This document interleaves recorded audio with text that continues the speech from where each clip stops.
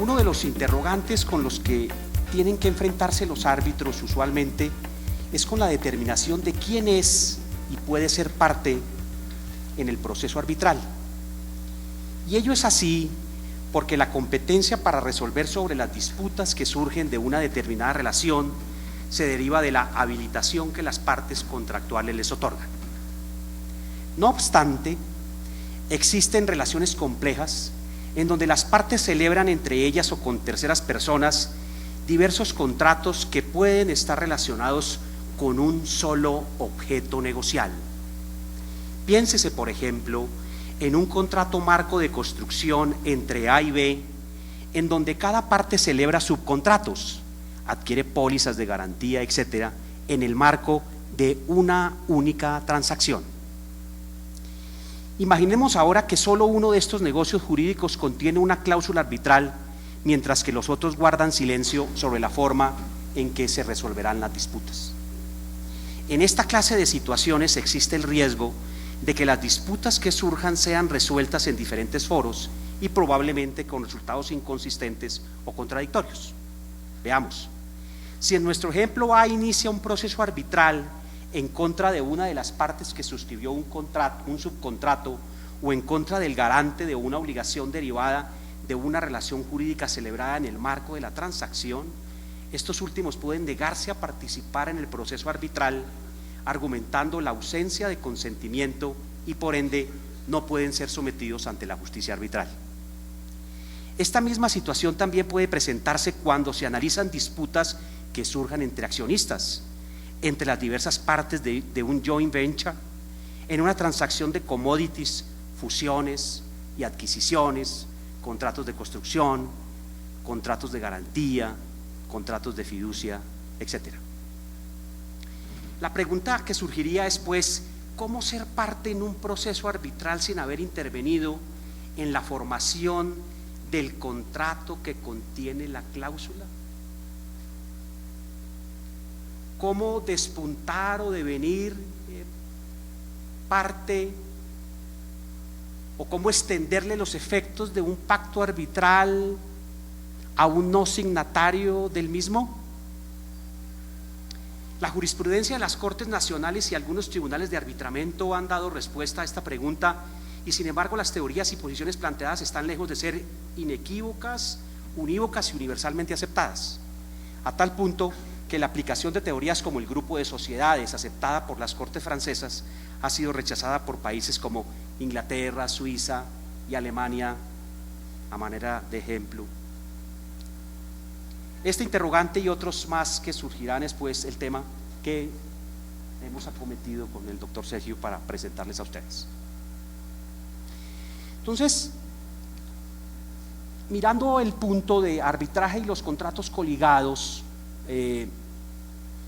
me parecía que el tema de la coligación enfrenta un problema más general y es el caso del el tema del cómo extenderle los efectos del pacto arbitral a un no signatario del pacto o del contrato que lo contiene, llámese parte o llámese tercero. Entonces esta es la primera presentación. Yo sobre el tema de la coligación negocial, Sergio va a hacer particular mención sobre eso, pero simplemente quiero mencionar lo siguiente. Cuando uno habla de la teoría general del contrato, dice, hombre, la teoría general del contrato hoy es otra cosa y fundamentalmente porque ha terminado afectada por lo que se llama el derecho de la competencia. Acuérdense que un contrato acordado, si afecta una norma del derecho de la competencia, es objeto ilícito. Dos, ha terminado afectado por el derecho de los consumidores, porque vivimos el siglo en donde somos consumidores de productos, de complejidad tecnológica, de información, etcétera. Y tres, por el fenómeno de la coligación negocial, es digamos, esas tres figuras han terminado por modificar la concepción tradicional del contrato, de dos partes que simétricamente concurren a formar ese consentir o ese consentimiento y tal. Bueno, y si uno se pone a mirar el Código Civil efectivamente expone normativamente cada contrato y el Código de Comercio, y lo analizan o lo explican o lo exponen normativamente como si el contrato fuera autónomo, aislado, y como si el fenómeno contractual moderno no implicara la ligación, o sea, la unión de contratos para terminar en lo que se llama una operación económica. Pero lo importante es esto, es que en la coligación negocial los contratos que se unen, que se interrelacionan, son autónomos, independientes, pero se relacionan, a tal punto que esa independencia significa que cada contrato tiene su causa, su función económico-social, pero hay, y excúseme en la categoría, esa licencia de decir, hay como una causa supracontractual que es la que explica la operación económica, es decir, la suma de los contratos o las figuras contractuales implica la operación económica. ¿Listo? Entonces esa es la referencia final. Hay un motivo supracontractual que sirve de apoyo a la celebración de la operación económica, es decir, todo contrato tiene su causa y por eso su independencia, pero la suma de todos ellos hace que haya una supercausa, que es lo que explica la operación económica. Bueno, ya lo va a explicar Sergio, pero quería solamente decir eso porque no tiene incidencia en lo que les voy a contar. La coligación puede ser genética, puede ser funcional o puede ser mixta.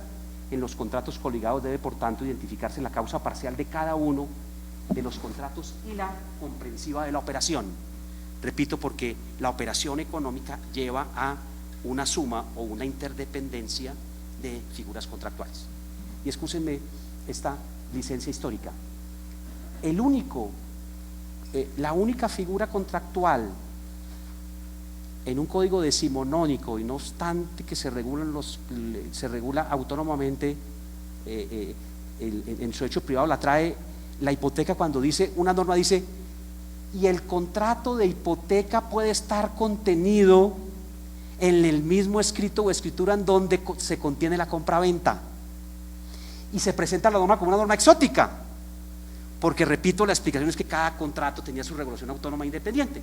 Y entonces el legislador dijo, hombre, el contrato de hipoteca, como está coligado al contrato que garantiza, pueden ir en un mismo documento. Es una norma curiosa que yo menciono porque veo que ahí como que el Bello tuvo en claro que un resultado puede implicar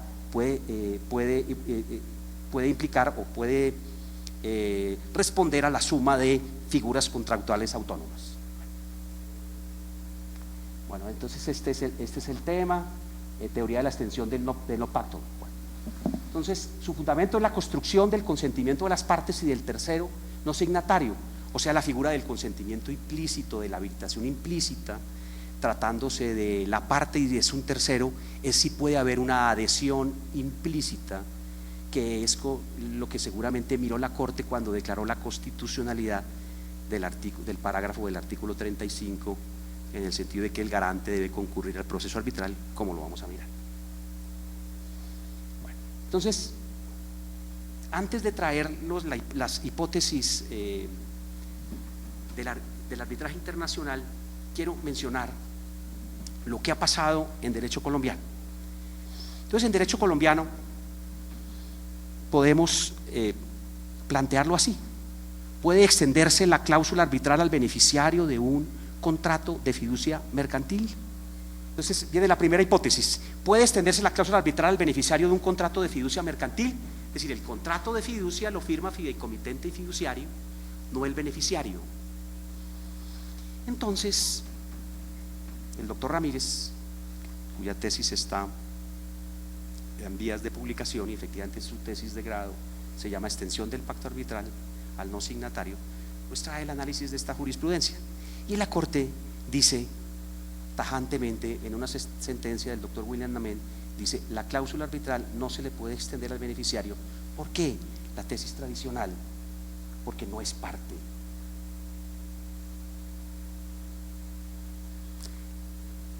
siendo imprescindible su aceptación o adhesión concreta y explícita, la cual, una vez producida, no es susceptible de desconocimiento por las partes del negocio fiduciario en cuanto concierne a su derecho y relación jurídica singular. Es decir, el beneficiario fideicomisario, por su parte, es un tercero, dice la Corte, cuya previsión por las partes no es determinante para la celebración, existencia y eficacia final de la fiducia mercantil. Efectivamente, entonces no se le puede extender el pacto. Pero viene otra jurisprudencia. Esta me parece muy interesante. Este es un laudo arbitral del 28 de agosto de 2013, caso Empresas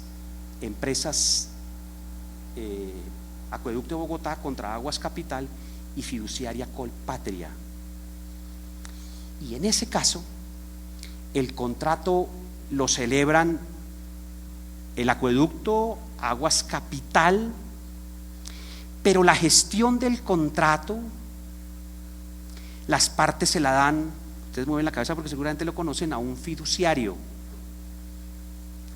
Y la gestión de ese contrato la lleva el fiduciario, pero además hay una cesión de derechos económicos. Y entonces el tribunal vincula a la fiduciaria, no obstante que no fue signataria del pacto arbitral. Y lo interesante es que el tribunal dice, independientemente de que la fiduciaria no haya suscrito, no haya firmado el contrato entre la ABE y Aguas de Capital, hay una vinculación, hay una coligación negocial, en tanto y en cuanto ella es gestora de ese vínculo del cual se desprende la gestión de la fiduciaria. Lo anterior no implica, dice la segunda parte, el segundo párrafo dice, lo anterior no implica la pérdida de la autonomía del convenio arbitral, simplemente se trata que éste puede extenderse a relaciones comerciales conexas. Por esa razón, quienes no fueron parte originaria en la cesión del derecho no pueden adquirir más de lo que le corresponde, pero tampoco pueden exonerarse de un acuerdo de arbitraje en perjuicio o de espaldas al deudor o a su cocontratante, cierro comillas. Entonces, ¿por qué llama la atención y por qué este caso despunta de bien emblemático en el problema que estamos tratando? Porque la habilitación no surgió de una aceptación expresa o implícita, sino porque el contrato producía efectos y además porque para el tribunal el fiduciario conocía cuáles eran los efectos de ese contrato, y como de esa relación efectivamente se producían efectos al fiduciario, fue vinculado. A mí me parece que ese es un laudo que muestra una ruptura frente a la habilitación expresa y explícita que la Corte Constitucional y la Corte Suprema siempre han expresado al tema de la habilitación como supuesto o presupuesto para la operatividad del arbitraje. Vamos a otra hipótesis. Entonces, dense cuenta, la primera es si al fiduciario se le puede extender los efectos de un pacto arbitral que no ha suscrito. Dos, el tema de la coligación negocial. Y tres, ¿puede el beneficiario, que no es parte del contrato de fiducia, demandar o ser demandado con ocasión del pacto arbitral contenido en ese contrato de fiducia suscrito entre fideicomitente y fiduciario? De la mismísima definición del contrato de fiducia, en donde si uno mira la definición del contrato de fiducia, observa en el artículo 1226 que el fiduciario tiene un interés en el contrato de fiducia celebrado entre fiduciante, fideicomitente, constituyente y fiduciario. Entonces, con base en ese interés se derivaría, digamos, sería una excepción, lo pongo sobre el tapete, a la habilitación. Pero además traigo la siguiente cita de Messineo, pues que ustedes saben fue el primer comentarista del Código Civil italiano del año 42. Esa es la importancia de ese tratado de derecho civil y comercial. Y entonces miren lo curioso de la frase de Messineo frente al concepto de parte. Dice: también los acreedores del contratante, considerados originalmente terceros respecto del contrato que éste celebra, bajo ciertas circunstancias, se asimilan a las partes, en la medida en que no pueden desconocer los efectos del contrato celebrado por su deudor. Cierro comillas. Entonces, la definición de esa precisión de Messineo es: estará mutando el concepto de parte en razón de una nueva realidad económica que parte de la base de operaciones económicas que suponen una coligación o un entramado de diferentes contratos autónomos. ¿Estará mutando el concepto de parte? Pues el concepto de parte es el que formalmente interviene en la celebración del contrato, pero podrá ser parte aquel, excúsenme la licencia, tercero que no ha intervenido en la conclusión o perfeccionamiento del contrato, pero que sí tiene incidencia en tanto y en cuanto la relación lo afecta. Bueno, entonces, frente a ese tema hay tres posturas. Dos personas que nos han dejado, y además pues les hacemos el homenaje. La primera es la del doctor Inestrosa, que dice: fiduciario no puede ser, porque fiduciario no es parte, fiduciario no suscribe el contrato de fiducia. Dice, pero no es parte. Sus derechos son los que corresponden a esa posición, la de tercero, y no los de parte, porque no lo ve, cierro comillas. Jorge Ramírez trae también explicado ese caso en el libro que ya está a puertas de salir. Viene la tesis del doctor Manrique Nieto, que nos dejó hace unos 6 meses, experto en fiducia, profesor de la Universidad de los Andes, y me llamó mucho la atención, porque mire lo que dice él, recogiendo un poco la tesis de Messineo, de que el concepto de parte era un concepto histórico. ¿Por qué? El concepto de parte es un concepto histórico porque respondía a contratos aislados, pero frente a contratos coligados que responden a una realidad negocial diferente, está mutando el concepto. Entonces mire lo que dice Manrique, dice: la noción de parte no está referida a quién comparece a celebrar inicialmente un contrato, sino a la persona que puede resultar obligada o acreedora en él.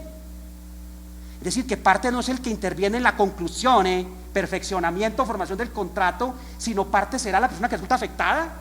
Eso resulta revolucionario, pero eso es más o menos lo que está diciendo el doctor Manrique Nieto.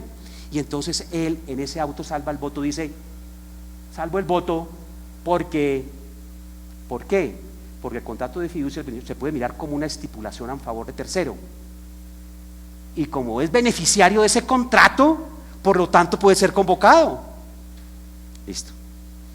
Y la tercera postura, digamos que es la muy propia de los abogados eclécticos, que no queremos pensar, pues entonces decimos: para saber si el beneficiario puede demandar o ser demandado con base en una cláusula arbitral que él no ha suscrito, se debe analizar o discernir el punto en cada caso concreto. En otros términos, el tema es una quaestio facti que debe ser apreciado por el árbitro en cada asunto particular. Pero entonces llamó la atención. Entonces, ¿el concepto de parte ha mutado o ha mutado el concepto de tercero? Bueno, seguramente lo vamos a mirar ahora.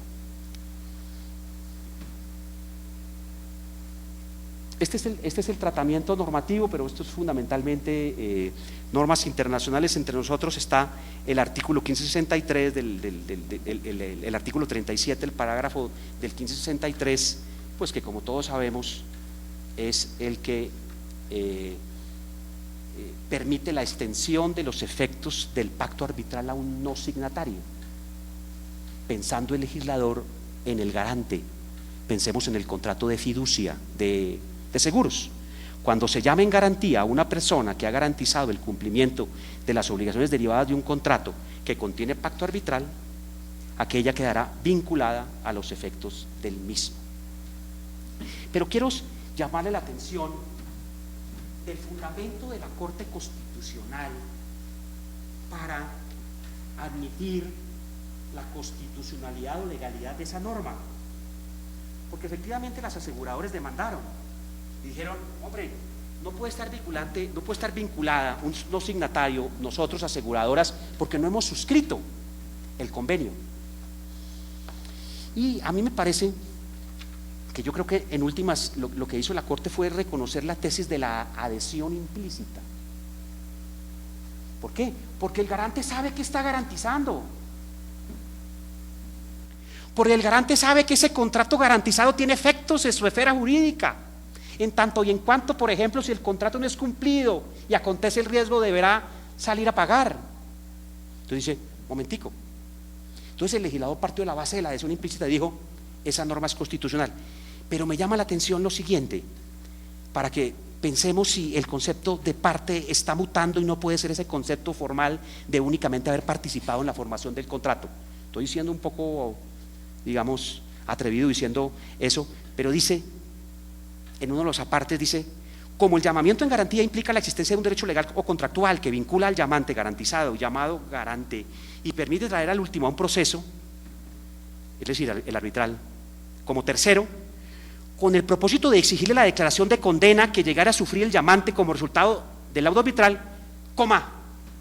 esta relación es la que autoriza la posibilidad de vincular a ese tercero garante a los efectos del pacto arbitral. Es decir, la relación de la cual se derivan efectos para él. Pensó la Corte Constitucional seguramente que parte no era solamente que intervenía en la formación del contrato, sino también que parte, y por eso su vinculación al proceso, porque esa relación jurídica le producía efectos o podía producirle en su esfera jurídica patrimonial.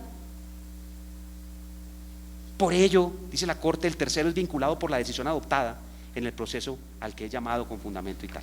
No lo dice, pero cuando habla de relación, me parece que ese puede ser una idea que va en consonancia con lo que les estoy contando. ¿Cuál ha sido la experiencia internacional? Estas son las figuras de en qué casos un no signatario puede ser vinculado a un proceso arbitral, que seguramente lo vamos a ver en la discusión. El caso de la aceptación tácita, que en Colombia aplicaría cuando dijimos que el pacto arbitral era un negocio jurídico, y uno se vincula a un negocio jurídico no solamente con la firma o con el consentimiento, sino también por un comportamiento. Eso es un comportamiento, puede implicar que usted acepta el pacto sin necesidad de la firma. La firma es una de las formas de manifestación del consentimiento, pero no la única. Bueno, dos, el estoppel es una figura anglosajona, pero que se aplica más en derecho, en el trámite del proceso. Tres, grupo de compañías, que seguramente Sergio lo va a mencionar, el tema del tercero beneficiario, el garante, la interrelación de contratos, que fue lo que les planteé al principio, y el tema del alter ego o levantamiento del velo corporativo. Estas son las 6 hipótesis con base en las cuales la lex mercatoria o la experiencia en materia de arbitraje internacional ha servido para la extensión de los efectos del pacto arbitral a no signatarios, parte o tercero, ¿cierto? Parte sería aceptación implícita, tercero adhesión implícita, que seguramente lo vamos a mirar. Que no obstante la rica experiencia internacional que extiende pacto arbitral a no signatarios, con base en esas teorías que les mencioné, pues Colombia no ha sido ajena a esa tendencia. Hemos visto que el beneficiario puede ser convocado, y vimos el caso de Aguas, Empresa de Acueducto y Aguas de Bogotá, y el parágrafo del artículo 37 que permite que el garante que no ha firmado sea convocado. ¿Listo? Bueno, entonces estas serían las reflexiones. En muchos contratos, por supuesto, hay coligación negocial, y en uno de esos contratos coligados la persona que está siendo llamada o que va a llamar no lo ha suscrito, pero hay muchos contratos normativos del cual se desprenden muchos actos de ejecución. Si el acto de ejecución no tiene la cláusula arbitral, eso significa que no puedan recurrir a la justicia arbitral. Pues la experiencia internacional, lex mercatoria, ha establecido que no, contratos de construcción, etcétera. Bueno, pero hay también sus cosas. Y esta reflexión que la tomo del doctor Jorge Ramírez, que me pareció muy importante de su tesis de grado: la calidad de parte dependerá de que el contrato convierta en acreedor o deudor al sujeto con independencia de si éste celebró o no el contrato, que es un poco la ratio que subyace en el tema de la estipulación en favor de tercero, en tanto y en cuanto ese tercero es un acreedor de esa obligación que el promitente le ha obligado al estipulante en beneficio de ese tercero. ¿Deberán las acciones contractuales estar predispuestas para aquellos sujetos que intervienen en la operación económica? Y finalmente la última tesis, que me parece muy interesante, porque en últimas estamos desconociendo un poco la regla de la res intera los acta, ¿Y qué ha hecho fundamentalmente la doctrina francesa para superar esa red inter aelios acta? Ha creado la figura de la acción directa, que en la sentencia de Carlos Ignacio Jaramillo del año 2002 en el caso Francesitas, no sé si Sergio la va a mencionar con seguridad, ¿no?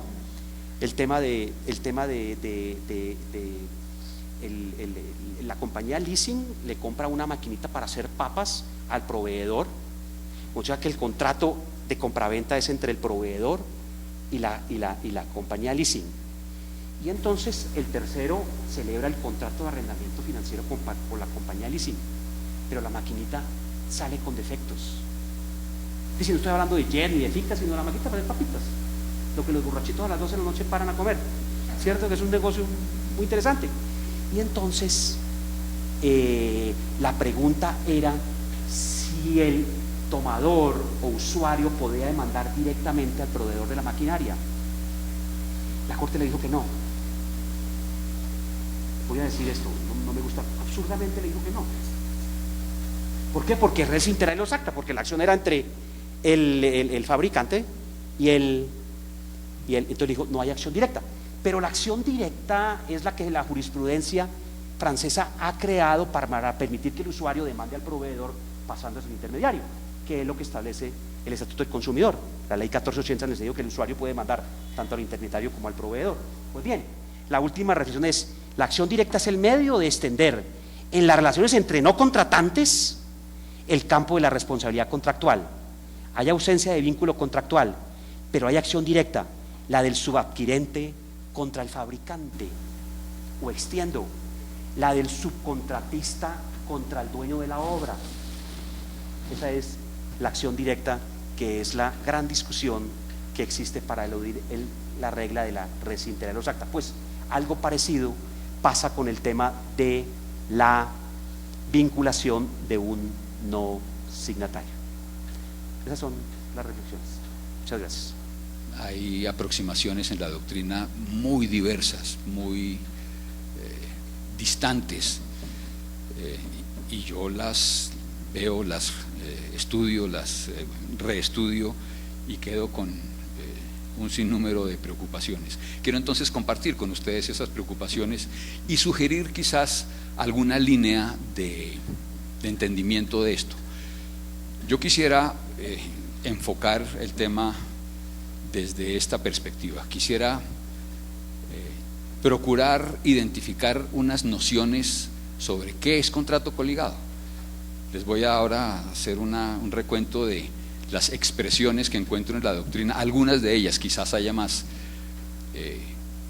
y yo con toda sinceridad no sé si todas esas expresiones se refieren a lo mismo o si se refieren a fenómenos similares, o no lo sé.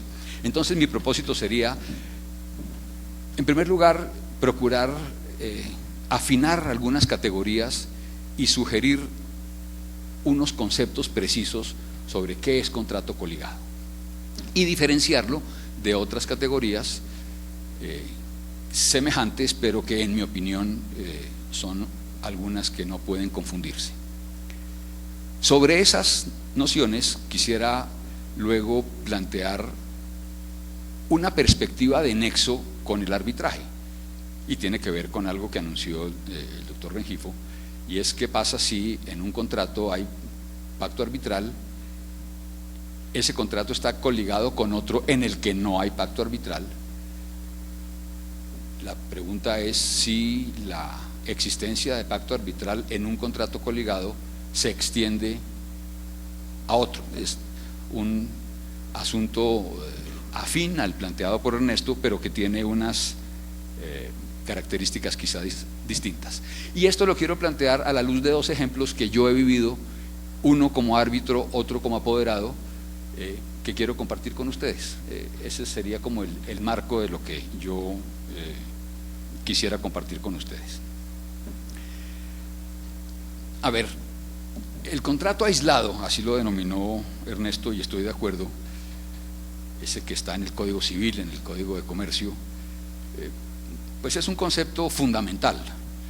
Yo no creo que esos conceptos clásicos estén en crisis, ni que haya que dejarlos de lado para abordar ahora unas concepciones modernas. Hay que hacerlo, pero siempre a la luz de los principios. De tal manera que el contrato aislado es, por supuesto, una fuente riquísima de principios. Pero hay que reconocer que la realidad económica muestra un sinnúmero de operaciones jurídicas que demandan la presencia con mayor o con menor alcance, pero que demandan la presencia de un número plural de contratos.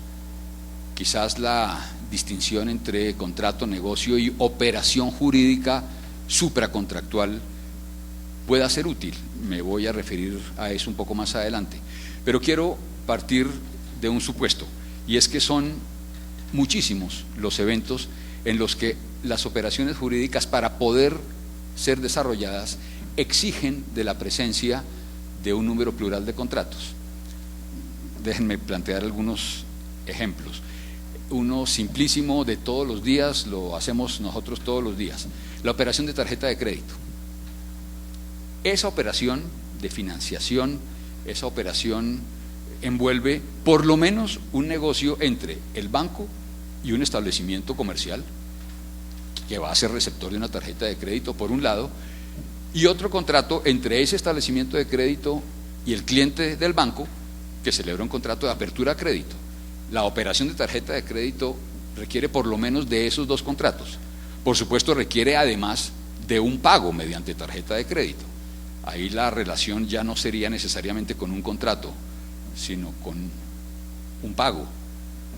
Pero la operación exige esa pluralidad de contratos. Casos más sofisticados, la operación de medicina prepagada, por ejemplo. Esa operación exige de muchos contratos.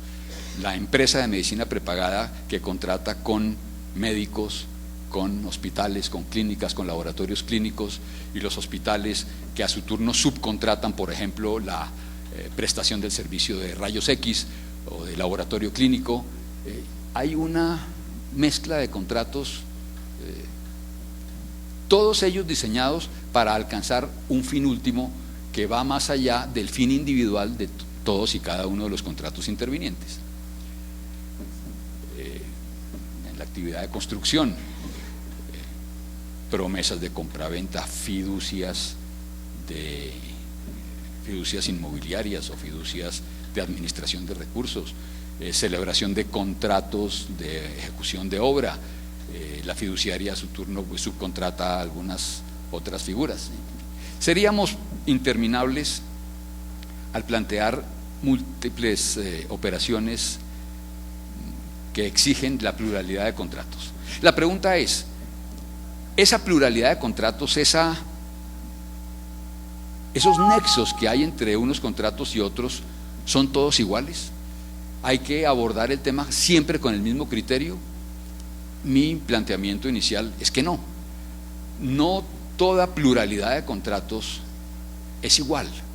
No toda operación que exija la presencia de distintos contratos debe entenderse de la misma manera. Y es por eso que quiero sugerir algunas categorías precisas para evitar confusiones. En la doctrina yo he encontrado a lo menos las siguientes expresiones. Uno encuentra la expresión de contratos conexos o conexidad contractual, unión de contratos, coligación de contratos, contratos múltiples, contratos relacionados o relacionales, contratos combinados o mixtos, contratos marco y contratos aplicados, contratos vinculados, cadenas de contratos, la anunció Ernesto, redes de contratos y grupos de contratos. En una aproximación a algunos autores nacionales y extranjeros,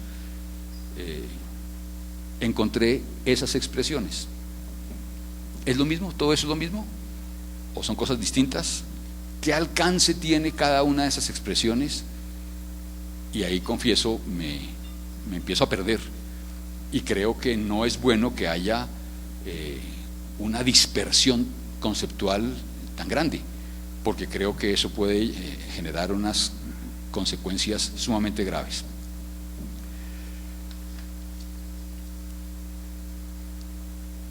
Creería que de todas esas expresiones uno puede, es mi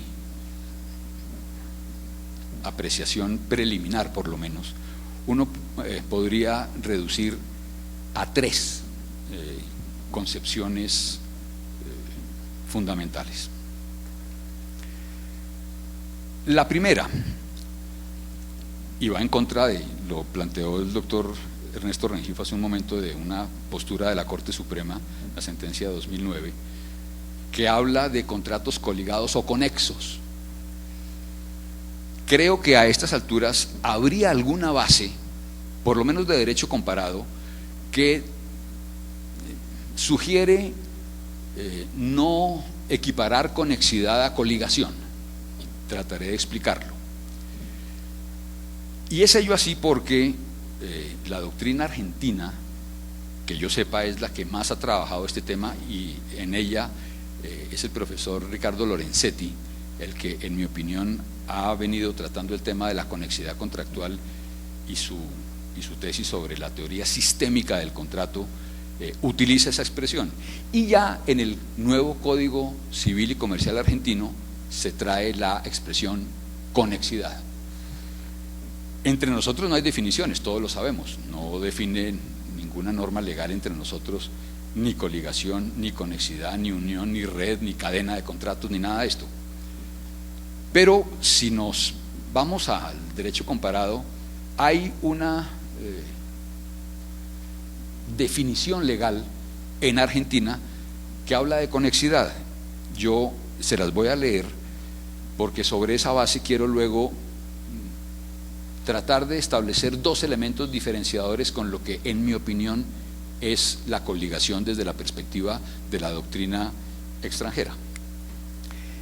El artículo 1073 del nuevo Código Civil y Comercial de Argentina dispone: hay conexidad cuando dos o más contratos autónomos se hayan vinculados entre sí por una finalidad económica común previamente establecida, de modo que uno de ellos ha sido determinante del otro para el logro del resultado perseguido.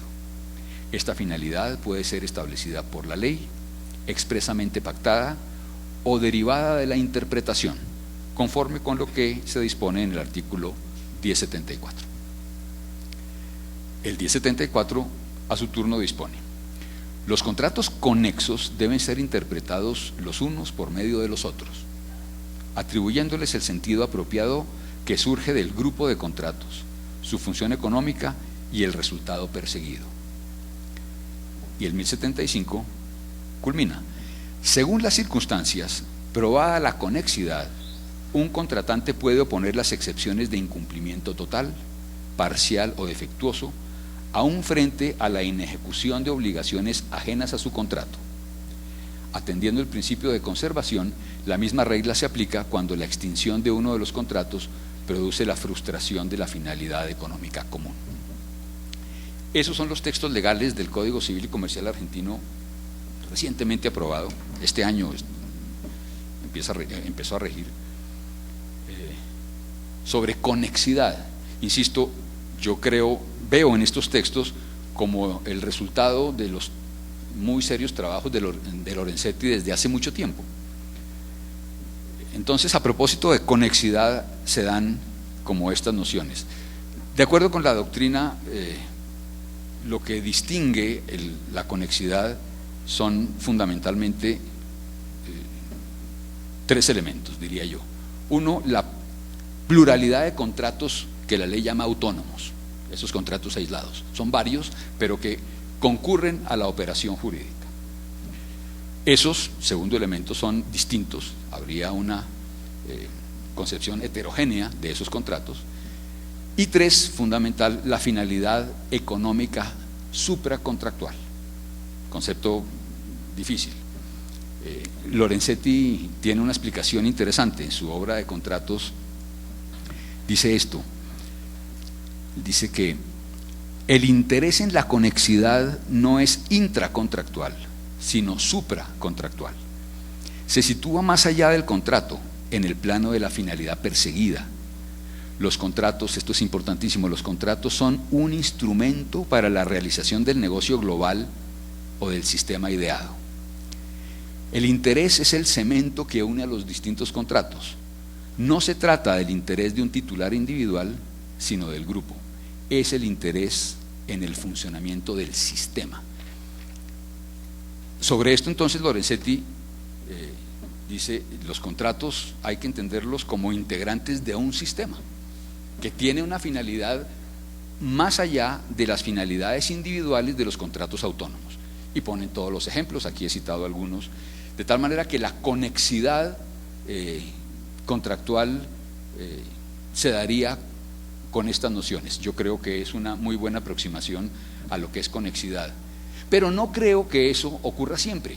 No creo que esa idea, que es de una importancia enorme y que tiene trascendencia gigantesca en la economía contemporánea, no creo que esa figura, insisto, esté presente siempre. Creo que la coligación podría entenderse como una quizás subespecie de la conexidad, pero de la que se diferencia. La coligación o unión de contratos, y ahí podemos meter más denominaciones, pero insisto, lo que no quisiera es que haya una atomización de conceptos porque nos vamos a enloquecer. La propia coligación o la unión de contratos creo que puede examinarse desde una perspectiva menos macro. Yo creo que uno puede identificar contratos coligados con unas consecuencias muy importantes sin necesidad de acudir a ese concepto de finalidad económica supracontractual.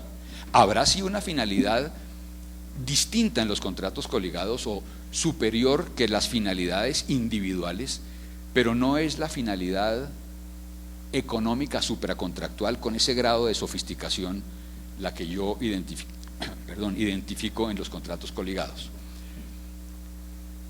Sería una de las diferencias que me permiten concluir que vale la pena distinguir la que propongo llamar conexidad con la ley argentina de la coligación. El segundo elemento que los haría diferentes es el tema de partes, y aquí esto debe encajar bastante bien con lo que el doctor Rengifo planteaba. Yo soy más clásico, yo creo que el concepto de parte y el concepto de tercero son conceptos bien definidos. Yo no tengo tan clara la mutación de la calidad de parte y de tercero.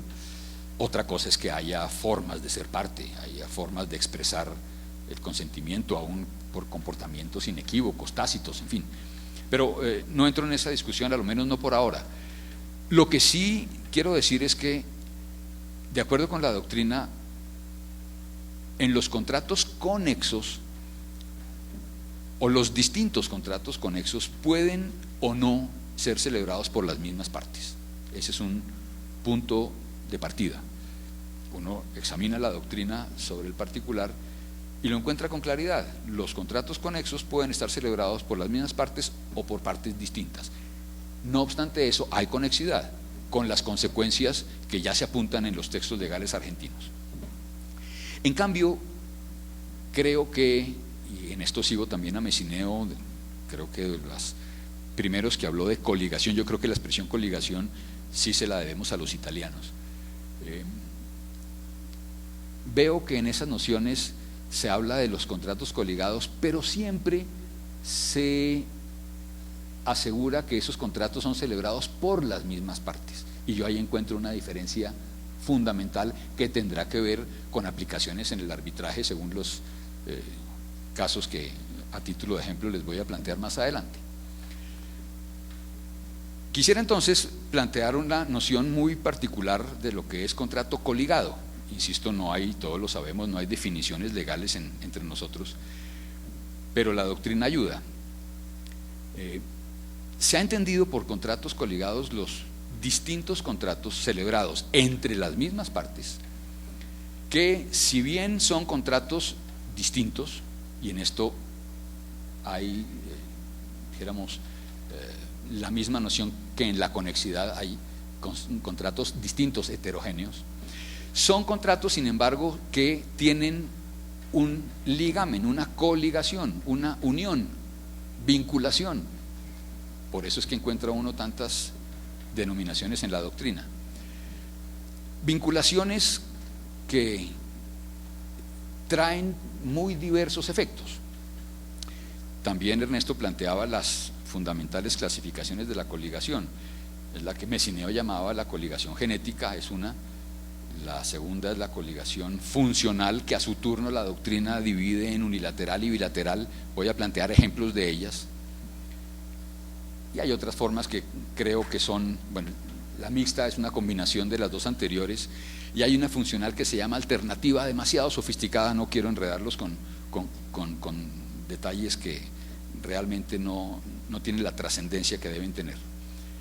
Pero sí quiero plantearles cómo desde nuestro Código Civil, y quizás sin emplear la expresión coligación, hay clarísimos ejemplos de coligación. La que Messineo llamaba la coligación genética, esa está en nuestra legislación. Si ustedes revisan la regulación del contrato de promesa, encuentran coligación entre el contrato de promesa y el contrato prometido. No pueden verse separados. La promesa es un contrato preparatorio, el contrato preparado viene de la promesa. Es más, la propia ley, si ustedes revisan el ya muy antiguo artículo 89 de la ley 153 de 1887, que aún hoy regula la promesa, encuentran que habrá ineficacia de la promesa si el contrato prometido se advierte ineficaz desde el momento mismo de la promesa. Ese es un ejemplo de coligación. Uno podría atacar el contrato de promesa si advierte que el contrato prometido habrá de ser ineficaz. Un ejemplo clarísimo: si se promete celebrar una compraventa de bienes raíces y desde la promesa se advierte una desproporción lesiva en el precio, se puede atacar la promesa, no por lesión enorme. Todos sabemos que infortunadamente la lesión enorme no se admite en nuestro medio, sino para unos casos taxativamente señalados, dentro de los cuales no está la promesa. Pero podría atacarse la promesa no por lesión enorme, sino por versar sobre un contrato que la ley declara ineficaz. Eso es un ejemplo antiquísimo de coligación. No se llama coligación, pero así está. Y con los contratos de garantía, bueno, quizás los de garantía los puedo dejar más adelante porque estoy todavía desarrollando ideas de coligación genética, o que la coligación tiene que ver con la génesis de los contratos. En el contrato de opción lo mismo, es lo mismo que la promesa, solo que la opción es la promesa unilateral. En el pacto de preferencia hay coligación entre el contrato en donde se estipula una preferencia para la celebración posterior de otro contrato y ese otro contrato. Siempre hay identidad de partes, pero son ejemplos de coligación que existen en nuestro medio desde hace rato. La llamada coligación funcional, que no tiene que ver con la génesis, con el origen de un contrato respecto de otro, sino, su nombre lo indica, con su funcionamiento. Son nexos contractuales que están diseñados para explicar una operación que va más allá del fin individual de cada uno de los contratos.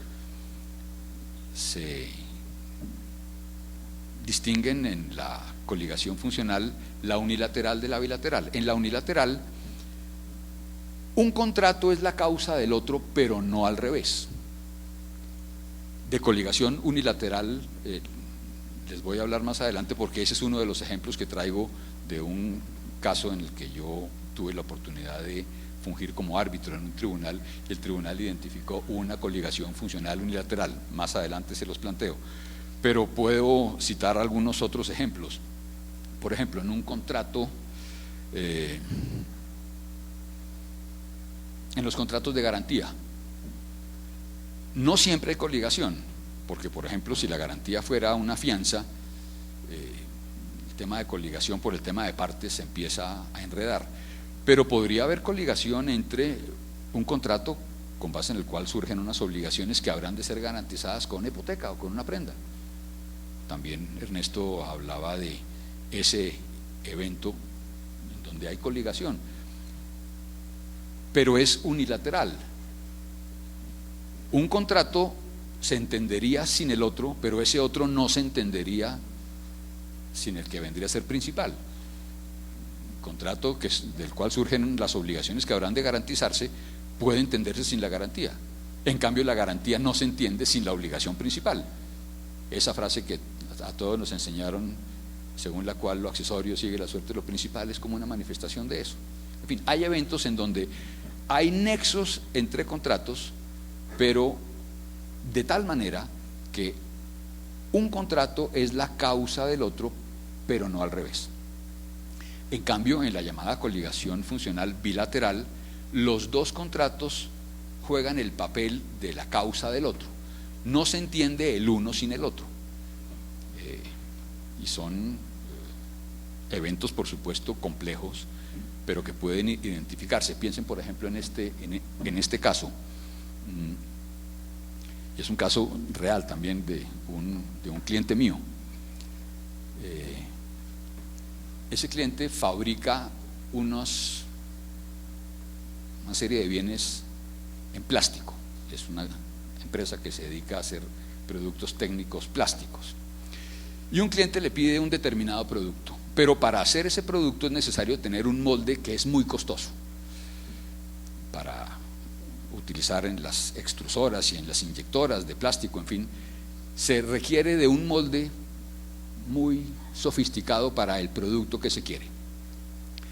Y se corre el riesgo de que si el molde lo asume quien va a producir los bienes que habrá de vender, el cliente podría luego decir: mire, encontré un proveedor chino que es más barato y entonces ya no más. Y se quedaría la compañía que elaboró el molde pues con una pérdida grande. Podría uno pensar en un esquema contractual como este. Se le vende, bueno, sería un contrato de ejecución de obra, pero como la materia prima la pone el artífice, para seguir con las expresiones del Código Civil, se entiende venta. La compañía que habrá de desarrollar los productos, ella misma hace el molde, pero se lo vende al cliente. Y eso se coliga, de un lado, con una tenencia precaria, comodato si se quiere llamar. El que hace el molde y lo vende, sin embargo, lo conserva porque ese lo requiere para hacer los productos que habrá de vender. Y luego se suministran o se venden esos bienes. Ahí hay una coligación funcional bilateral, venta del molde con la venta de los productos hechos con ese molde. Un contrato es la causa del otro y viceversa. Yo diría que, por ejemplo, en la concesión que todos conocemos de vehículos automotores, hay coligación funcional bilateral. Uno es el contrato de concesión, pero luego a raíz de eso vienen otros contratos, venta de los vehículos mismos, pero además de repuestos, en fin, entre el concedente y el concesionario no solo rige el contrato de concesión, sino muchos otros que no se entienden sin la concesión, y la concesión no se entiende sin los otros contratos. Son ejemplos de coligaciones bilaterales. En fin, hay ejemplos de estos nutridos. A su turno, la coligación así entendida, la famosa genética, la promesa, la funcional unilateral y la bilateral, deben diferenciarse, y sería la tercera categoría que yo quiero dejar sobre la mesa, deben diferenciarse de los llamados contratos combinados, llamados también por algunos contratos mixtos, o híbridos, lo llaman algunos. En Exerus lo llamaba híbridos, y también con una expresión un poco rimbombante, los contratos de doble tipo, que son indudablemente concepciones que requieren de la presencia de dos o más contratos, pero que obedecen a una única declaración de voluntad, y con eso habría diferencia con la conexidad contractual y con la coligación contractual. Un ejemplo elemental: la venta de equipos con su instalación. Si una empresa requiere de la instalación de un equipo de aire acondicionado para este salón, por ejemplo, tiene que adquirir el equipo, pero el adquirente no hace nada con el equipo en una caja, sino que requiere de su instalación. en el contrato, en la única declaración de voluntad que hay elementos de compraventa y de contrato de ejecución de obra material. Pero es un único contrato, no hay dos o más contratos coligados, sino un único contrato que se nutre de concepciones contractuales plurales. En fin, quisiera entonces que las categorías se logren reducir a esas tres, lo que, siguiendo la terminología que ya emplean otras legislaciones, conexidad, coligación, y diferenciar eso de los contratos híbridos o mixtos. Me dedico ahora entonces a plantearles los ejemplos prácticos que desde la perspectiva de coligación y arbitraje quiero compartir con ustedes. El primero, se trató de un caso muy interesante, y el tema de coligación realmente fue pacífico en el proceso, de una fiducia de garantía con el comodato. Eso es frecuentísimo y creo que todos hemos visto eso. Se celebra un contrato de fiducia, hay una persona dueña de unos terrenos que, para garantizar obligaciones ya existentes y obligaciones futuras, pues transfiere a título de fiducia de garantía esos bienes. La sociedad fiduciaria, por supuesto, los adquiere como vocera del correspondiente patrimonio autónomo, pero claramente hay una transferencia de dominio del constituyente al patrimonio autónomo. En el caso concreto eran unos terrenos importantes en los que se sembraban flores. Recuerdo, esto es un caso ya de hace algunos años. Por supuesto, la fiduciaria no se iba a encargar del manejo de los terrenos, de sembrarlos, de abonarlos, de recogerlos. La función de la fiduciaria es una. Y dentro de sus funciones no está ser como el tenedor de los bienes. Quedó a título de tenencia pues el constituyente, el que sabía, el que era dueño antes de los bienes, quedó a título de comodato precario. Se coligaron entonces fiducia de garantía y comodato. Una clara coligación funcional unilateral, porque uno entiende la fiducia sin el comodato. El comodato no era necesario, convenientísimo, pero jurídicamente no era necesario. En cambio, uno no entiende el comodato, ese comodato, sin la fiducia de garantía. Por supuesto, para efectos de la ejecución de la garantía, pues era necesario que, en caso de incumplimiento, si tenía la fiduciaria que salir a vender los bienes para, con el producto de la venta, pagar a los acreedores, pues era necesario que el bien estuviera, o los bienes estuvieran en calidad jurídica tal de ser entregados a los adquirentes. Pues ocurrió que se produjo el incumplimiento, pero el comodatario dijo: yo soy comodatario y aquí no me voy. Entonces la función de garantía resultaba claramente obstaculizada. Vino el proceso arbitral y las pretensiones era que el comodatario, en su calidad de tal, debería restituir. En fin, el tribunal pues identificó una coligación. El pacto arbitral era nítido en la fiducia, en el comodato pues muy discutible, porque había una única referencia del comodato en la escritura pública de constitución de la fiducia de garantía, y era el constituyente, algo así como que permanece en calidad de comodatario, una cosa así de simple. ¿Hay pacto arbitral real en el comodato? Por lo demás, el comodato, por supuesto, se perfecciona con la entrega de la cosa, pero aquí la cosa ya estaba previamente entregada, como que era del constituyente. Había una serie de cosas que podían generar dudas, no, como les digo, fueron pacíficas en este proceso.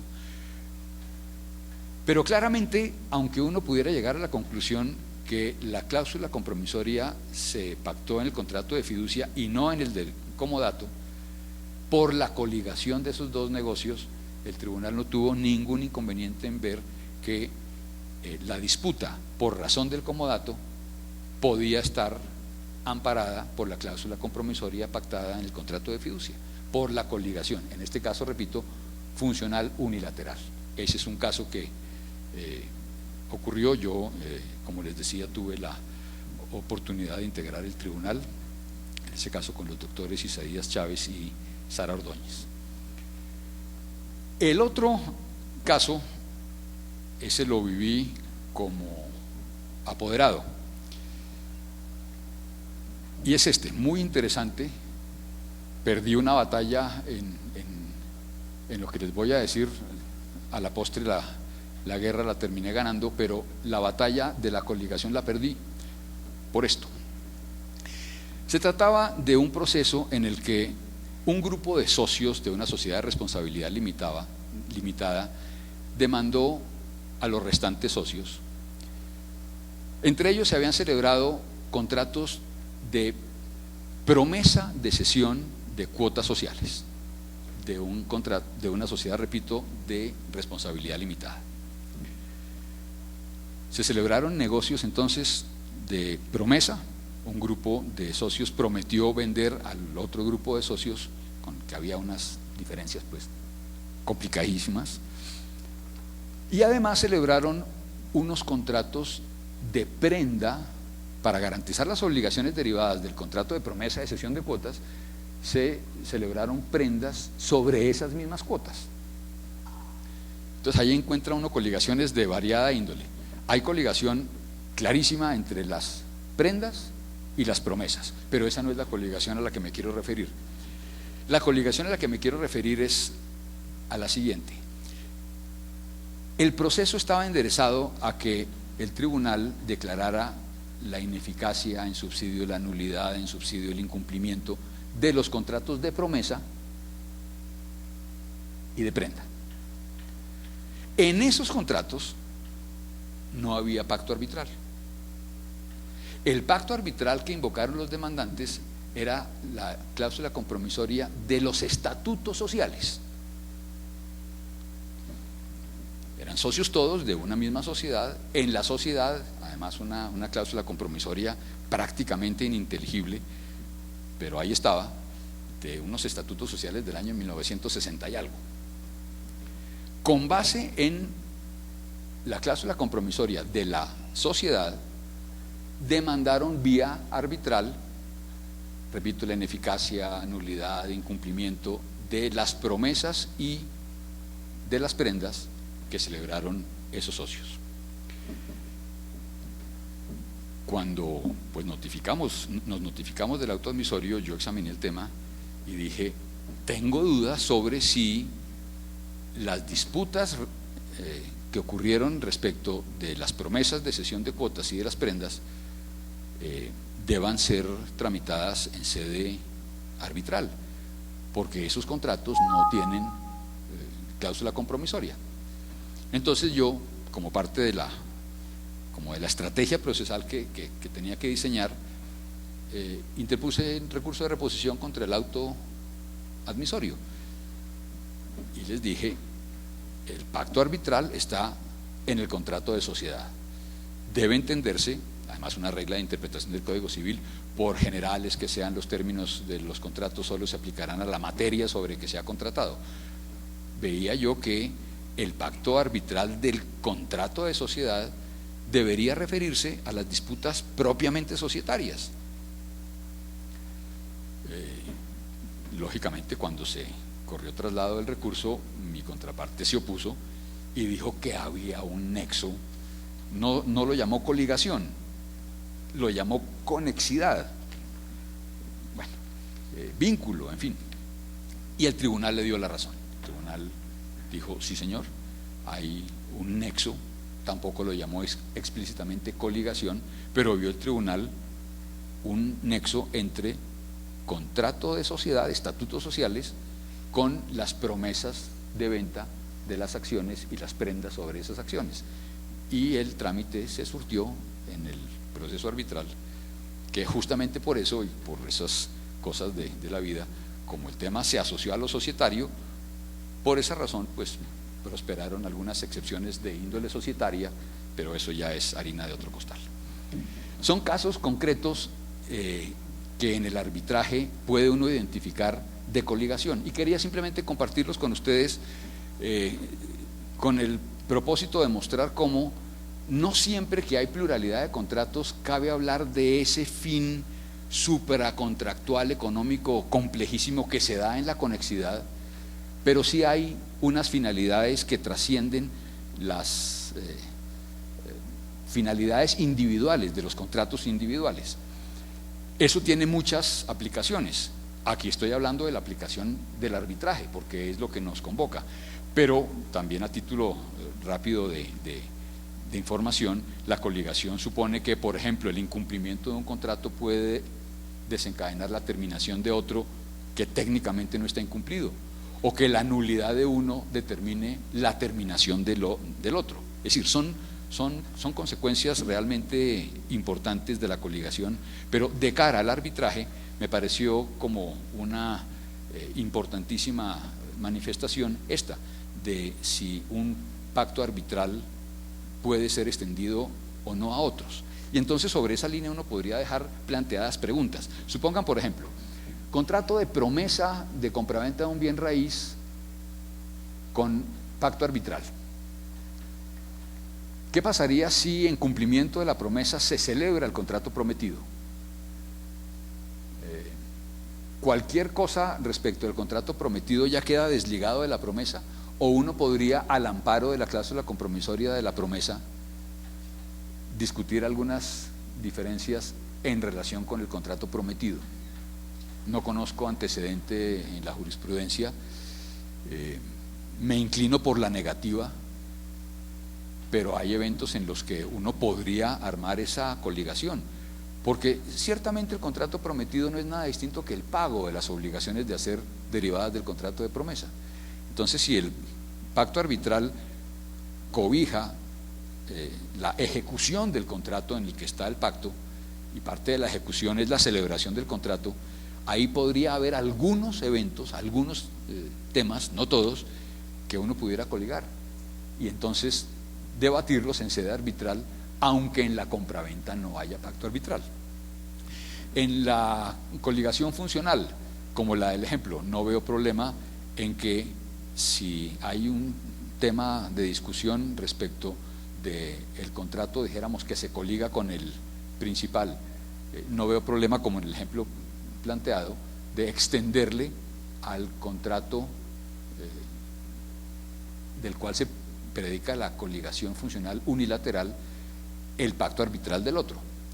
Y en la coligación bilateral creo que es mucho más nítido. Por supuesto, en los contratos mixtos, por tratarse de una única declaración de voluntad, no habría ninguna dificultad. Tal vez el punto que me llamó mucho la atención y que lo planteó tanto el profesor Rengifo como el profesor Muñoz fue el del consentimiento. Desde la perspectiva del artículo 116 de la Carta, el pacto arbitral está vinculado al consentimiento. Y por consiguiente, me pregunto yo si todo no podría resumirse básicamente en el consentimiento, y no en el concepto de parte, sino el concepto de consentimiento. Queda vinculado al pacto arbitral quien ha consentido en él, de una manera clara o implícita. Ernesto citaba la sentencia de la Corte de Casación del año 2006 que significó en Francia un cambio de jurisprudencia, cambio de posición de la Corte de Casación, porque la Corte de Casación originalmente tenía la misma posición que después adoptó la Corte colombiana en el fallo del cual fue ponente el profesor William Namen. Ese cambio de posición de la Corte de Casación parece haber sido influido, y es interesante recordarlo, por Christian Lagomé, que tal vez es el experto, o ha sido el experto más importante en derecho francés, y tal vez uno de los más grandes en Europa, en materia de estipulación para otros. Su tesis de grado fue sobre eso, tesis de grado doctoral de Christian Lagomé sobre eso. Y Christian Lagomé criticó la posición original de la Corte de Casación francesa, que decía que no podía haber vinculación del pacto arbitral al beneficiario de una estipulación para otro, con un argumento muy sencillo. El argumento de Christian era básicamente, primero hay consentimiento del beneficiario de la estipulación para otro, pero el otro argumento que destacó Christian Lagomé es que finalmente a través de la estipulación para otro se crea un derecho en los términos que las partes han convenido. Entonces él decía, si el contrato del cual surge ese derecho tiene pacto arbitral, lo que las partes han querido es que todos los derechos que surgen de ese contrato pues queden vinculados a esa regla de solución de controversia. Entonces el beneficiario de la estipulación, al aceptar la estipulación, tiene que aceptar ese derecho que surge de la estipulación en esos términos. Pretender que él pueda salirse del pacto arbitral es permitirle a él alterar lo que las partes han querido al crear ese derecho. Hay allí dos ideas entonces que podrían explicar muchas de las dudas que siempre han existido en torno a la posibilidad de que una persona que inicialmente no fue parte del contrato pueda después invocar un pacto arbitral. Es el caso de la cesión al que se refería Ernesto y que está hoy reflejado en la ley, que expresamente dice que la cesión de un contrato implica la cesión del pacto arbitral, a pesar de que en la comisión redactora de la ley hubo una gran discusión. Había quienes decían eso no es posible porque hay que distinguir el pacto arbitral del contrato. Pero entonces todo podría, me pregunto yo, reducirse a esas dos grandes ideas. El pacto arbitral supone un consentimiento no necesariamente dado al momento de celebrar el contrato, sino en cualquier momento posterior, y hay que respetar los derechos con las condiciones que han querido las partes que se creen, y eso incluye el pacto arbitral. Y obviamente, como lo decía Sergio, pues en cualquier caso hay que revisar el alcance mismo del pacto y lo que las partes han querido, y por eso habrá que ver desde esa perspectiva hasta dónde la coligación puede implicar que un pacto arbitral cobije un negocio que no es, que es distinto pero está coligado. El mismo caso que planteaba Sergio, el caso de la fiducia y el comodato. Si el pacto arbitral estuviera en el comodato, ¿se podría pretender que ese pacto arbitral cobija la fiducia? Tal vez en ese sentido la conclusión hubiera sido diferente. Entonces no depende de la coligación en sí misma, sino más bien depende de lo que podría uno entender que las partes han querido o han aceptado. Sería como una idea para explorar. Por lo demás, les quería señalar que la jurisprudencia en esta materia avanza de una forma bien interesante, y la Corte francesa, por ejemplo, ha aceptado que en los casos de cesiones, de acciones, de participaciones de sociedades, la propia sociedad que es objeto de la cesión, no es parte en la cesión, puede terminar invocando el pacto arbitral incluido en el pacto de cesión, en cuanto las declaraciones de la cesión de alguna manera pueden considerarse beneficiosas para ella, y ella puede pretender ser en esa medida una beneficiaria de una estipulación para otro. Entonces ahí nuevamente aparece la idea de un derecho que se otorga, y se otorga bajo unos términos, y por qué no ese tercero que acepta el derecho debe aceptar entonces las reglas que rigen ese derecho. Bueno, pero partiendo de esas ideas tan simples que me atrevo a sugerir, podemos darle la palabra, si quieren, a las partes, a menos que el profesor Sergio quiera hacer algunas anotaciones finales antes de darle la palabra a los asistentes. Sí, ya le pasan un micrófono porque estas tertulias, para los que no saben, quedan grabadas y y son colocadas en la página de la web, entonces por eso les pedimos que utilicen los micrófonos. Bueno, primero pues, como todos nos pudimos dar cuenta, es un tema bastante complejo, pero yo creo que el profesor Cárdenas lo resume muy bien. Es un tema que se reduce a preguntarnos si existe o no existe ese consentimiento, ¿cierto? Y en realidad, cuando ya se acepta que hay una posibilidad de que ese consentimiento sea expresado por vías implícitas, en los casos en los que se planteaban acá, como en grupos de contratos donde no todos los participantes en la operación económica han firmado el contrato contenido de la cláusula arbitral, pues el problema sí se puede solucionar preguntándose si existe ese consentimiento implícito, pues, o ese consentimiento en general de los involucrados en la operación, en cuanto al alcance ratione persona del pacto arbitral. Pero digamos, lo que he visto personalmente, más desde el punto de vista académico, pues doctrinario, es que en las diferentes jurisdicciones hay problemas en la forma en que se construye ese consentimiento. O sea, no solo desde el punto de vista probatorio, que en sí mismo es muy difícil, sino también desde el punto de vista, digamos, teórico, sustancial. ¿Cómo entiende uno qué tipo de manifestaciones de un involucrado en la operación económica sí son demostrativas o no de consentimiento, sin catalogarlo como parte o como tercero, sino simplemente qué manifestaciones son de consentimiento? Y por eso yo creo, pues, que, o de pronto una experiencia que podríamos recoger en Colombia que puede ser bastante útil, es que la AAA, la Asociación Americana de Arbitraje, específicamente para el caso de los contratos de construcción, que son contratos donde se presentan estos problemas, como lo señalaba el profesor Rengifo, ha diseñado o ha perfilado un modelo de cláusula que digamos es amplísima y que de pronto formalmente no se podría ver tan elegante dentro de un contrato, pero que puede ser una noción muy útil para superar estos problemas, digamos en una etapa donde apenas está pensando el contrato y no ha surgido el litigio todavía y se puede solucionar. Y me va a permitir leer como para ponerla digamos sobre la mesa de consideración pues de los panelistas.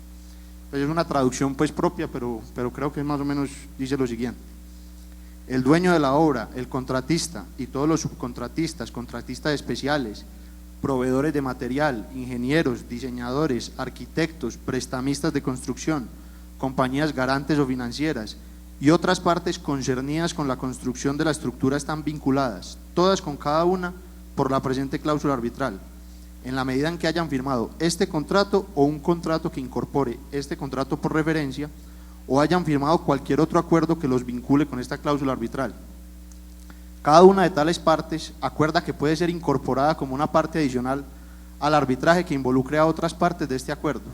Si más de un arbitraje se inicia bajo los términos de alguno de los acuerdos referidos y cualquier parte alega que uno o más arbitrajes están relacionados sustancialmente y que los asuntos deben ser oídos en un solo procedimiento, los árbitros seleccionados en el primero de tales procedimientos han de determinar si en interés de la justicia y la eficiencia los varios procedimientos deben ser consolidados ante tales árbitros.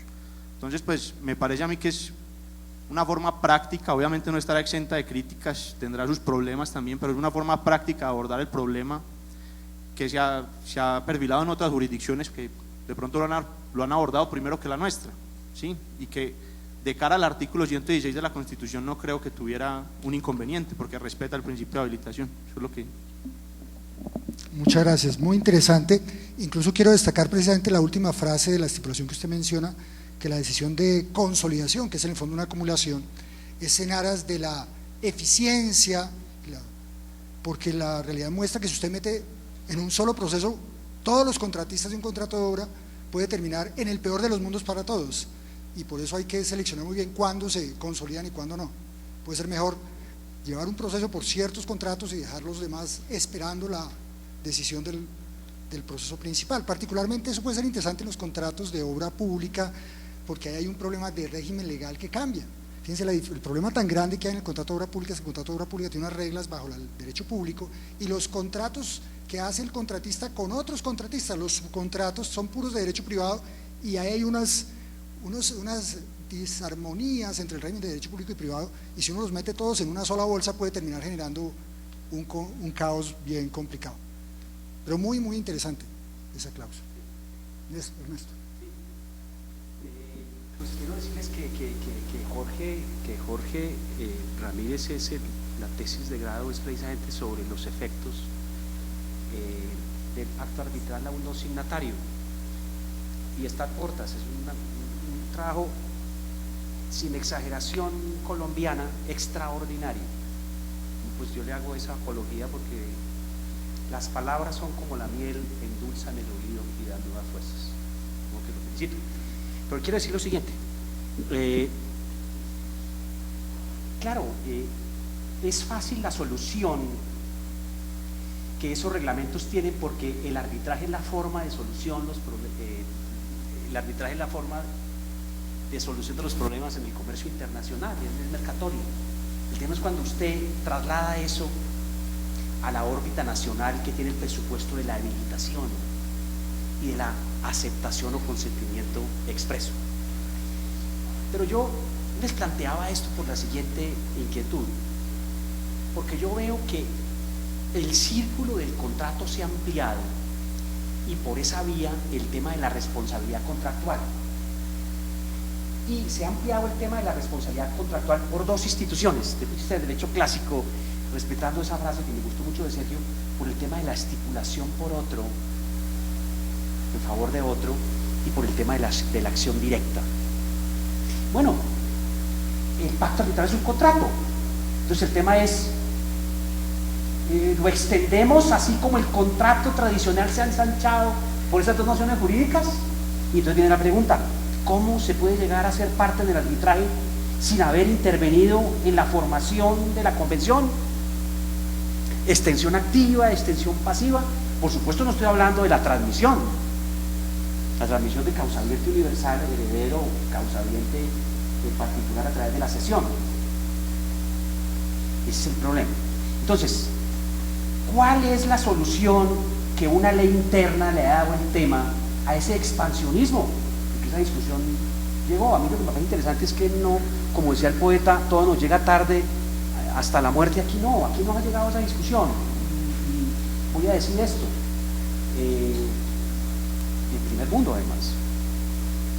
Entonces el artículo 14 de la ley peruana de arbitraje, muy influenciada por esa perspectiva internacional, digo lo siguiente, comillas, extensión del convenio arbitral, se llama extensión del convenio arbitral, que vuelvo, repito, no es transmisión, transmisión es un heredero, es la extensión. Comillas, el convenio arbitral se extiende a aquellos,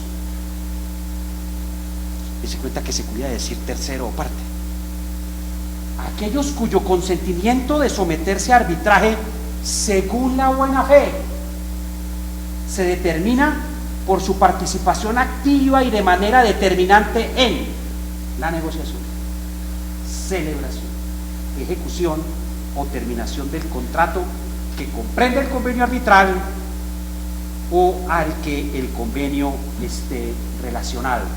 Punto. O sea, el consentimiento implícito, el comportamiento como factor determinador del consentimiento, o sea, de la habilitación. 116, pero sigue.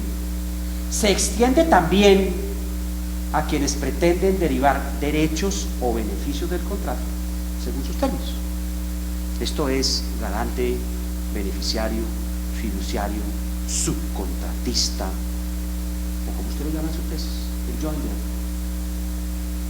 Teniendo en cuenta que la justicia ordinaria tiene una connotación de gratuidad, pues digamos comparada con los tribunales de arbitramiento o con los árbitros, si para ser parte del pacto arbitral, de acuerdo con la teoría del profesor Manrique, no es necesario ser parte, sino tener la potencialidad de ser acreedor o deudor de ese contrato, sin un consentimiento explícito o implícito de ese inicialmente tercero, ¿cómo se le obliga a pagar las tarifas del tribunal y pues qué tan legítimo sería?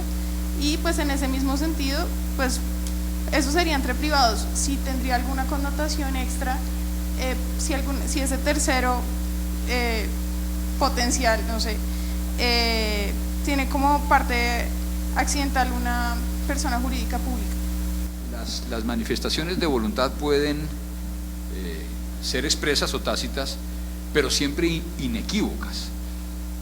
Yo sí no extendería efectos del pacto cuando hay dudas sobre si por una vía o por la otra esa persona a quien se pretende extender el efecto del pacto no es claro su consentimiento. Abro todas las puertas para que el consentimiento no sea formal, firma, sello, eso yo creo que está superado hace rato. Nuestro propio Código de Comercio dispone en ese texto que todos conocemos, que de alguna manera recoge el llamado principio de consensualidad, que se puede expresar la voluntad de cualquier modo inequívoco. Ahí encuentro yo, por ejecuciones contractuales, por mil formas, que el juez pueda identificar un consentimiento, así sea tácito. Si hay dudas sobre ese consentimiento, no extendería en ningún caso el pacto arbitral y el tema económico pues quedaría salvado. Pero si hay ese consentimiento, con él irá, a mi juicio, la consecuencia económica. Eso en cuanto a derecho privado, no veo que haya alguna diferencia por la existencia de una persona de derecho público. Doctora María Elena, no sé si usted me puede ayudar en esta parte. La tendencia del Consejo de Estado, por lo menos de algunos de sus consejeros actuales, es que el pacto arbitral debe sujetarse al principio de planeación, y además la expresión de voluntad en los contratos estatales es solemne. Luego ahí hay un margen de discusión adicional sobre la posibilidad de extender el pacto arbitral a las entidades públicas cuando ellas formalmente no han consentido por esas dos reglas que ha señalado la jurisprudencia contencioso administrativa. Ahí habría de pronto un matiz a considerar. Sí, aquí básicamente son 3 preguntas. Una primera pregunta es si más que un desconocimiento del principio de voluntariedad es una flexibilización de este, en razón a que el consentimiento no solo es parte de una firma, sino que hay varias formas de consentimiento. Es la primera pregunta. La segunda pregunta que yo haría es frente también a la tesis del doctor Ramírez, que él afirma que solo habría posibilidad de realizar una acción directa frente a una clase específica de coligación negocial, si no estoy mal, que es la coligación genética. Entonces la pregunta sería ¿por qué no extenderla a otras formas de coligación? Y si esa apreciación solo es la única, pues ¿qué opción? ¿Cuáles son, digamos, las razones para sostener que solo la coligación genética pueda ser la única destinataria de una acción directa? Y la tercera y última es que si dentro de la figura de la coligación negocial, como también existe actualmente una tendencia a unificar el régimen de responsabilidad en uno solo, si yo puedo acudir a figuras como los deberes de protección y la posición de garante como otras hipótesis adicionales para hablar de extensión del pacto arbitral en eventos de grupos de contratos. A ver, la primera pregunta yo respondería sí. La segunda pregunta creo que el doctor Ramírez debe contestarla. ¿Qué quiere responder? Y la tercera le daría la palabra al doctor Rengifo por lo de garante. En mi opinión, diría que sí, que se puede extender al garante en la medida en que hay una coligación, pero esa la veo funcional. Pero no sé el doctor Ramírez qué tenga que decir en relación con la segunda. Pero lo primero, la primera pregunta es si es el tema de consentimiento. Creo que sí, no simplemente de una expresión formal del consentimiento, sino de un comportamiento inequívoco de estar adherido, llamémoslo de esa manera, a esa concepción coligada de contratos. El doctor Ramírez lo oímos porque usted tiene que defender su posición. Digamos de una manera muy general para tratar de responder la pregunta. Yo creo que como mostró el doctor Muñoz es difícil, o el término coligación negocial o conexidad de contratos, es decir, es un término, primero que creo que puede ser polisémico, entonces digamos ligar cualquier posibilidad de ejercicio de la acción a un tipo determinado de coligación me parece que podría de pronto ser un poquito arbitrario. En ese sentido no creo pues que sea, digamos, lo que se pueda sostener, por la primera razón. Y la segunda razón, ya digamos desde el punto de vista del arbitraje, es que este es un tema que también tiene su reflejo en jurisdicciones, digamos, de corte anglosajón, y en esas jurisdicciones no va a haber esa discusión de si es coligación funcional, si es coligación genética, si es coligación no sé qué, es decir, no le ponen tantos apellidos, sino simplemente hablan de contratos interrelacionados, contratos vinculados, y a partir de esas nociones pues toman las decisiones en consecuencia. Entonces yo creo que el tema de la coligación sirve más es como un insumo para determinar si hay o no consentimiento de los involucrados, en lo que decía el doctor Cárdenas, en extender el mecanismo de solución de controversias pactado a las otras relaciones que puedan resultar vinculadas con la relación donde está pactado la cláusula arbitral. Sería lo... Muchas gracias, doctor Ramírez. Me surgen 2 preguntas en ese ámbito. Una es, ¿cómo vería usted la ecuación, digamos, de lo que estamos planteando? Si se piensa, por ejemplo, porque es claro que el decreto 01 del 90 dijo que el destinatario, una vez acepta el contrato, pues es parte, y eso no tiene discusión. Pero en la práctica, digamos que uno pues tiene la claridad que el contrato de transporte es consensual, pero luego de la celebración del contrato hay lugar a la expedición de un documento. Ese documento normalmente es una carta de porte, un conocimiento de embarque, etcétera, que a la vez es en ocasiones un título valor, con lo cual en la práctica muchas veces el destinatario es el mismo tenedor legítimo del título. La pregunta que yo me hago es, claro, si estamos en la situación en la cual el destinatario es el tenedor legítimo del título, pues y además el documento, el conocimiento de embarque tiene las cláusulas entre las cuales está, por ejemplo, el pacto arbitral, pues digamos, ahí no habría discusión, ¿cierto? Pero la pregunta me surge por lo siguiente: ¿qué pasaría si usted tiene un caso en el cual, como el contrato es consensual, el pacto, por ejemplo, se nos quedara por fuera del documento que circula, con lo cual al tenedor legítimo del título no le llega ese pacto. ¿Sí me hago entender? En ese caso la pregunta sería, ¿se nos quedó por fuera entonces el consentimiento? No obstante que claramente es parte, por ejemplo, en el ámbito del contrato de transporte. Eso es un planteamiento. Y el otro que le hago al doctor Rengifo, para que también lo plantee o lo analicemos, es cómo vería usted, por ejemplo, en el transporte pasa mucho la figura vía incluso formato, eso ya no es casi ni discutido, ¿cierto? Formato, lo que se conoce por ejemplo en el ámbito del transporte marítimo como las cláusulas Himalaya, es decir, la extensión de los beneficios del transportador a sus subcontratistas, o agentes o dependientes, o como lo queríamos llamar, como lo decía Jorge ahorita, con todos sus allegados, ¿cierto? Entonces desde esa perspectiva uno ahí tendría una cantidad de gente que termina haciendo cosas, digamos, en principio a instancias del porteador o del transportador, y la pregunta sería si frente a esa realidad, digamos, del comercio, también podríamos aplicar la misma lógica. Muchas gracias. No, pero Ernesto, conteste la pregunta. Estaba muy calladito, usted estaba muy... No, a ver, sobre el primer punto, lo que yo recuerdo de la jurisprudencia de la Corte de Casación, que ha enfrentado temas como esos, la Corte siempre se hace la pregunta en esos casos si esa persona debía conocer la existencia del pacto, y si no lo debía conocer, dice, ese pacto no lo vincula. Es un problema precisamente de consentimiento, no tenía por qué conocerlo, luego el pacto no puede vincularlo. Es lo que yo recuerdo de la posición de la Corte de Casación. De acuerdo, y yo creo que el tema interesantísimo, pero haría una distinción. Por supuesto, el destinatario que acepta se vuelve parte, pero es que los contratos tienen un contenido complejo. Uno cuando acepta un contrato de transporte, pues tiene en su mente la esencia del contrato de transporte, ahí estará la remuneración, los reglamentos, pero hay componentes de la naturaleza del contrato que no tiene uno por qué conocer. El que la norma disponga que el destinatario se vuelve parte, en mi opinión, no lo hace parte de componentes que él desconocía. En ese sentido, el antecedente de la jurisprudencia de la Corte de Casación es clarísimo, no tenía por qué conocerlo, aunque sea parte, no lo es respecto de una serie de contenidos en relación con los cuales su consentimiento es dudoso, o dudoso no, es en este caso inexistente. Estoy de acuerdo.